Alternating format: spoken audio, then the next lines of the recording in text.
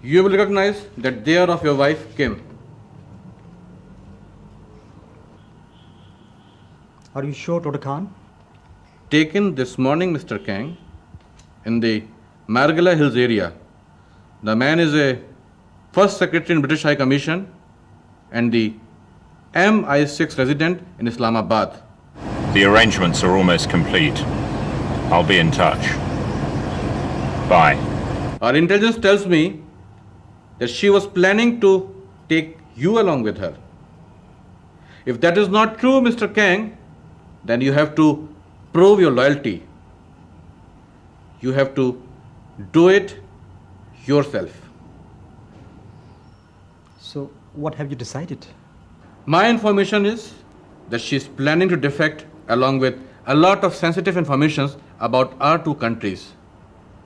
I have informed the superiors and they told me that she has to be eliminated immediately.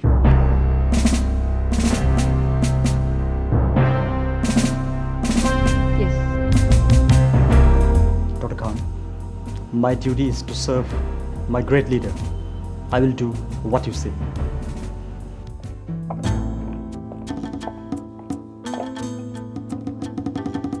여보, 좀 어때요? 어디 갔다 오나? 왜 그러세요? 시장에서 오는 길인데요. 정말이야? 왜 그러세요? 저를 의심하시는 기야요? 형도 잘 배반한 놈을 다 열심히 간다고. 그게 무슨 뜻이야요?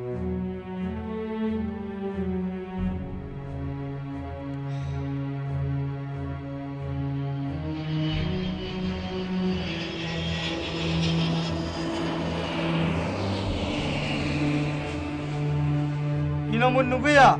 이놈에게 무엇 주고 있었나?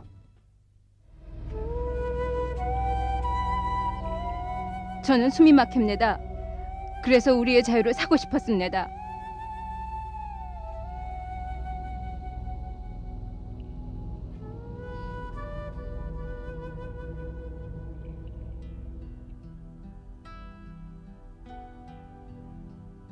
여보? 아이한테 무슨 짓을 하려는 기야요? A거나 당신들 중에 하나야. 너무 빠릅니다. 작별 인사도 할 수가 없습니까? 그런 시간이 없어. 작별 인사고 뭐고 하지 말라고. 너는 배반의 통을 켜고 너의 교학 화물 그늘로 후광을 더럽게 했으면 너의 눈물에 내 이마로 연류처럼 내려옴 보내. 그것에 눈물 방울이 서로 붙어져 죽음으로 이루고 졌어. 표류하며 궁극에 이루네.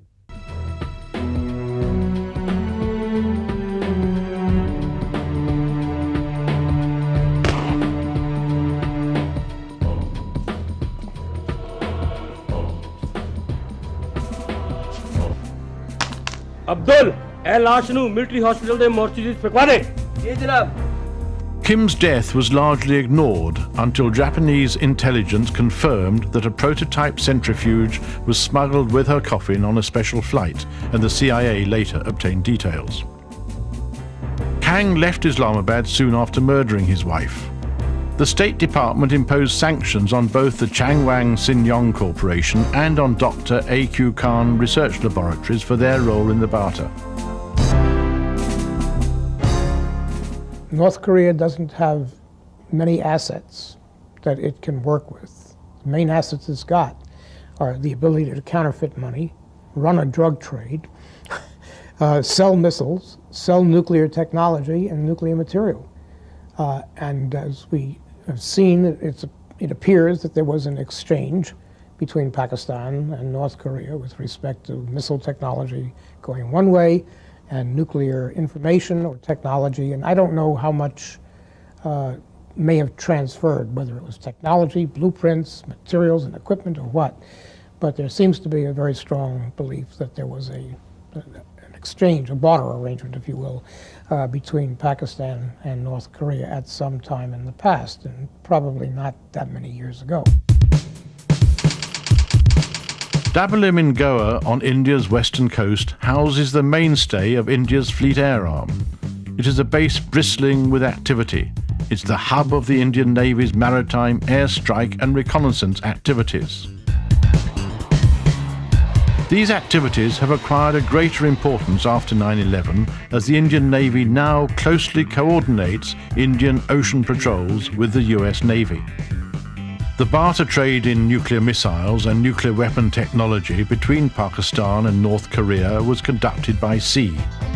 This trade was closely monitored by the Indian Navy, and there were a number of publicized and unpublicized seizures made by the Indian Navy and the Coast Guard. Here you see a Tu-142 from the mighty Prop Squadron refueling for a quick turnaround back to a surveillance op at sea. Monitoring the high seas is a continuous task for the Indian Navy, which has handled this with quite a degree of aplomb.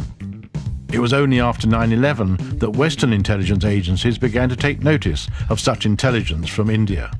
And only in the autumn of 2003 did the US go public with its knowledge of the Dr. A.Q. Khan network of nuclear proliferation. On the high seas, particularly on the shipping lanes to Pakistan from North Korea, any ship that gives out radioactive signals is tracked by maritime reconnaissance aircraft. If any significant signals are picked up, intelligence officials can be flown out to Coast Guard vessels at sea to get a closer look at the signals and figure out the next course of action.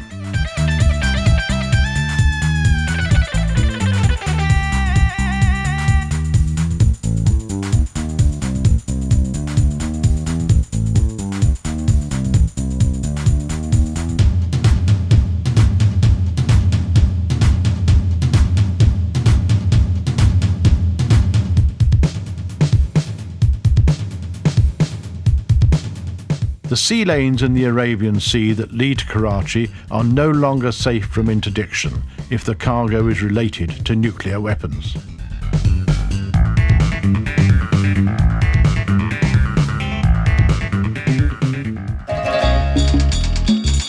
Karachi is Pakistan's biggest city, located as it is on the shores of the Arabian Sea. Its natural harbour has made it Pakistan's most important port. It's a city under siege, racked by endemic sectarian violence between Muslim Shias and Sunnis, and between Sindhis and the Muslim immigrants from India in the aftermath of partition.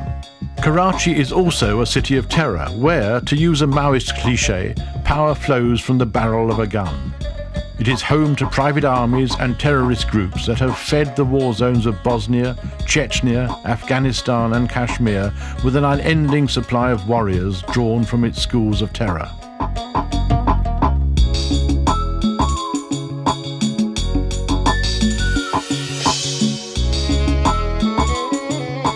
Karachi was also the city where the famous American journalist Daniel Pearl began his search for the alleged nuclear link between certain arms of the Pakistani state and Al-Qaeda, which resulted in his kidnapping and eventual beheading. This single act of terror outraged the international community because Pearl's killers executed him on account of his Jewish faith. This act also exposed the fact that Karachi is a clearinghouse and safe house for sundry Islamic terrorists. Karachi is also the home to the Binori Mosque, which is more a transit point and safe house for militant Islamic terrorists than a house of God.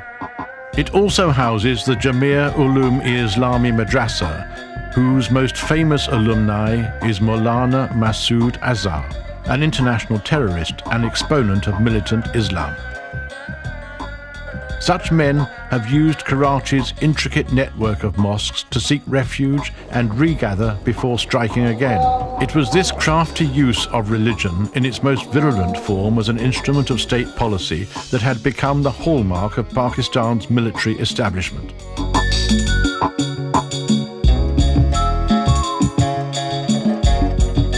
देखिए जी, अभी तो मैं खुले दिल से ये कह सकता हूँ कि जो तालिबान का जो इन्फ्लुएंस है या असर है वो अफ़गानिस्तान में अब नहीं रहा है. चंद पॉकेट में रहा है, मगर तालिबान का आम इन्फ्लुएंस, अगर लोग कहते हैं कि जी पख्तून अवाम में अभी तक रहता है, तो मैं कहता हूँ बिल्कुल नहीं है तालिबान का इन्फ्लुएंस। मगर तालिबान का इन्फ्लुएंस अफ़गानिस्तान से ज़्यादा पाकिस्तान में है। पाकिस्तान की जो बॉर्डर दो सूबे हैं, सूबा सरहद और सूबा बलूचिस्तान में, इसमें बहुत तालिबान का जो इन्फ्लुएंस है वो अभी तक है। बहुत वजह है इसके। एक तो इन दोनों सूबों ने तालिबान को सपोर्ट भी किया है 10 साल से। तालिबान के जो बहुत से मदरसे हैं और बाकी जो सारा सिस्टम था तालिबान का, वो भी इन दो सूबों में था। तो एक ये पाकिस्तान के लिए एक बहुत ख़तरनाक चीज़ है कि तालिबान का इन्फ्लुएंस अफ़गानिस्तान के तो आहिस्ता आहिस्ता मिट रहा है, मगर पाकिस्तान में और भी मजबूत हो रहा है। तो ये एक पाकिस्तान के लिए मेरे ख्याल में एक बहुत ख़तरनाक चीज़ है, और ये हुकूमत ने 4 सालों में अभी तक इसका कोई रद्द-ए-अमल, इसको कम होने का कोई अभी रद्द-ए-अमल नहीं किया है। बल्कि मैं तो ये कहता हूँ कि 4 साल में तालिबान का इन्फ्लुएंस बढ़ा है, पाकिस्तान में कम नहीं हुआ है। तो ये एक बहुत ख़तरनाक चीज़ है, और ये तालिबान का जो इन्फ्लुएंस है ये दोनों मुल्कों में आपस में टकरा सकते हैं।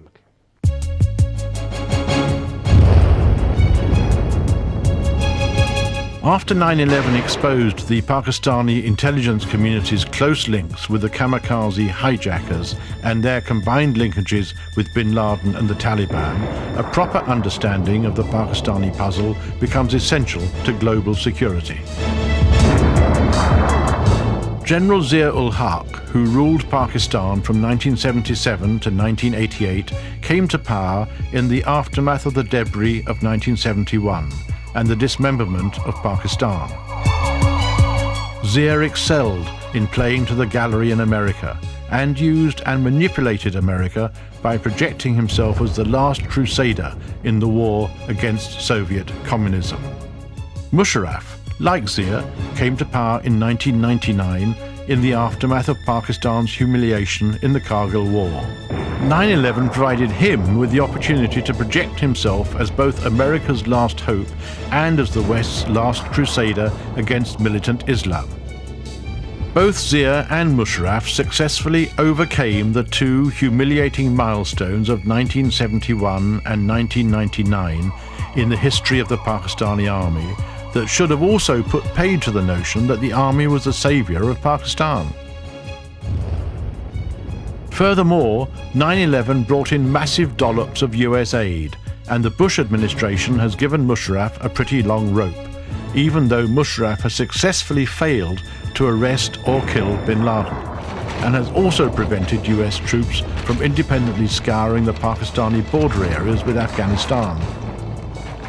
Paradoxically, US forces remain at war in Afghanistan, trying to rid the country of the Taliban Al-Qaeda syndicate, which engages US forces and then escapes across the border to its sanctuaries in Pakistan.